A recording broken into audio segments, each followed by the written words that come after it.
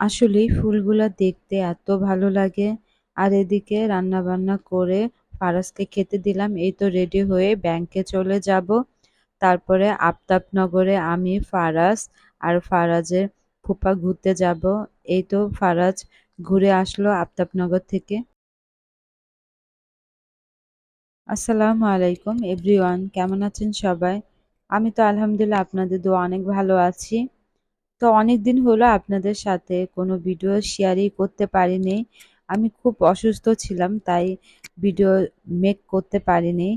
তো আজকে ভাবলাম আপনাদের সাথে এই ভিডিওটি শেয়ার করি। মেয়েরা যতই অসুস্থ থাকুক না কেন, সংসার তো তাদের করতেই হবে, রান্না বান্না টুকিটাকি কাজ তো করতেই হবে।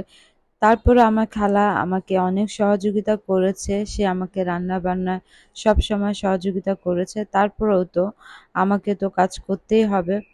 তো এই তো রান্না-বান্না শেষে ফারাজকে খেতে দিলাম।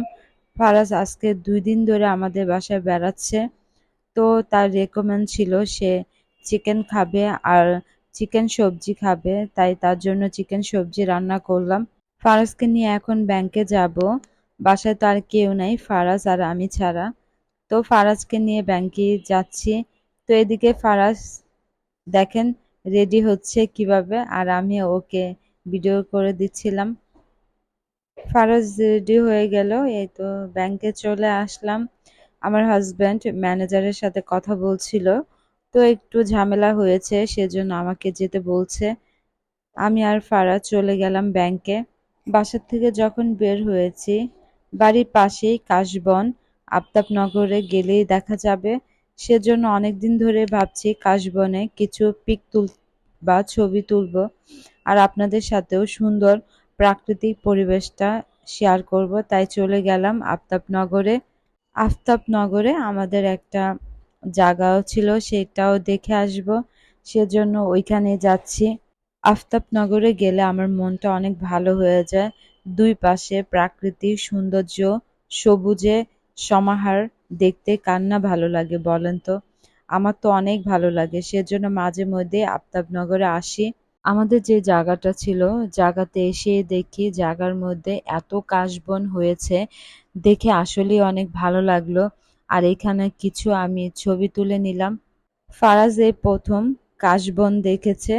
ওকে ফার্স্ট টাইম আমি নিয়ে এসেছি কাশবন দেখানোর জন্য। ও দেখে অনেক খুশি হয়েছে। তো ফুপা ওর কাশফুল পেয়ে ও মহা খুশি হয়ে হেঁটে হেঁটে কাশবন দিয়ে যাচ্ছে। প্রাকৃতিক সৌন্দর্যের কাছাকাছি থাকতে আসলেই ভালো লাগে। সবসময় যদি থাকা যেত অনেক ভালো লাগতো।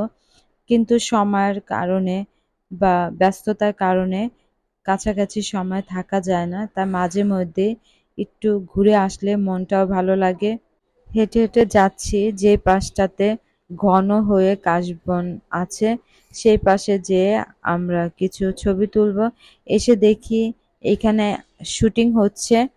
তো শুটিংটা দেখেই চলে গেলাম কাশফুলের কিছু পিক তোলার জন্য। তো এই তো হেঁটে হেঁটে যাচ্ছিলাম।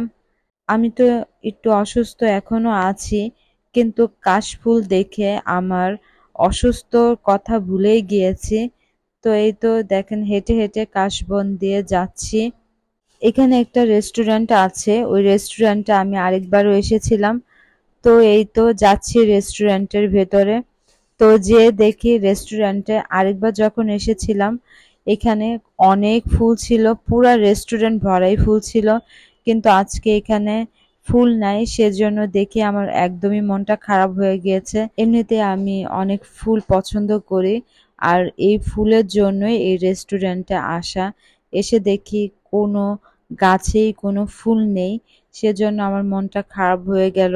সেজন্য এই রেস্টুরেন্টে থেকে চলে আসলাম, এখানে আর কিছু খাবো না। আর ফারাজ এই খেলনা দেখে ও খেলতে চেয়েছে। ফারাজ এই বাচ্চাদের দেখে ও এই রেস্টুরেন্ট থেকে যাবেই না, সে এখানে খেলাধুলা করবে। তো এই তো তার বন্ধু বান্ধবদের সাথে কথা বলছে। ওর আবার একটা গুণ ভালো আছে, সে একবারই একজনের সাথে কথা বললেই সে তার বন্ধু বান্ধব বানিয়ে ফেলে। তো এই তো ওর বন্ধু বান্ধবদের সাথে ও খেলাধুলা করছে। মানুষের জীবনটা কত বিচিত্রময়, তাই না? সুস্থতা আল্লাহ তাআলার একটি নিয়ামত, আসলেই একটা নিয়ামত। যখন সুস্থ থাকি মনে হয় পৃথিবীটা কত না সুন্দর। যখন মানুষ অসুস্থ হয় তখন আর কোনো কিছুই ভালো লাগে না, খেতে ভালো লাগে না, ঘুমাতে ভালো লাগে না, কোথায় বেড়াতে যেতেও ভালো লাগে না। আর সুস্থ থাকলে মনে হয় সব কিছুই করি, খেতেও ভালো লাগে, ঘুরতেও ভালো লাগে, যা মনে চায় তাই করতে ভালো লাগে। সুস্থতা আল্লাহ তাআলার একটি নিয়ামত। যখন আমরা অসুস্থ হই তখনই বুঝতে পারি সুস্থতা কত বড় আমাদের জন্য নিয়ামত স্বরূপ ছিল। সুস্থ থাকার জন্য অবশ্যই আপনারা চেষ্টা করবেন হেলদি খাবার খাওয়ার জন্য। অস্বাস্থ্যকর খাবার খাবেন না। আমরা যখন অসুস্থ হয়ে পড়ি তখন সিদ্ধান্ত নেই আর অস্বাস্থ্য খাবার খাবো না, তারপরে ভালো হেলদি খাবার খাবো, কিন্তু আসলে আর খাওয়া হয় না। সেই সুস্থ হওয়ার পর আবারও সেই অস্বাস্থ্যকর খাবার খেতে থাকি, অপুষ্টিকর খাবার খেতে থাকি। এইটাই আমাদের আসলে একটা নৈতিক চরিত্র হয়ে দাঁড়িয়েছে। আমার ভিডিওটি যদি আপনাদের কাছে ভালো লাগে তাহলে লাইক, কমেন্ট, শেয়ার করে আমার পাশে থাকবেন। বাসা যাওয়ার পথেই নার্সারিতে গেলাম। যদি কোনো ফুল গাছ ভালো লাগে তাহলে এখান থেকে ফুল গাছ কিনে নিব। আর এই নার্সারি থেকেই আমার ব্যালকনিতে যত ফুল গাছ দেখেন এই নার্সারি থেকেই কেনা। এই তো আজকে আর ফুল কিনবো না, অনেক ঘোরাঘুরি করলাম, তাই চলে যাচ্ছি। এই তো দেখেন কত সুন্দর প্রাকৃতিক পরিবেশ দেখতে দেখতে বাসায় চলে যাচ্ছি। ভালো থাকবেন, সুস্থ থাকবেন আর নতুন ব্লগ দেখার আমন্ত্রণ জানিয়ে এই ব্লগ থেকে বিদায় নিচ্ছি। আল্লাহ হাফেজ।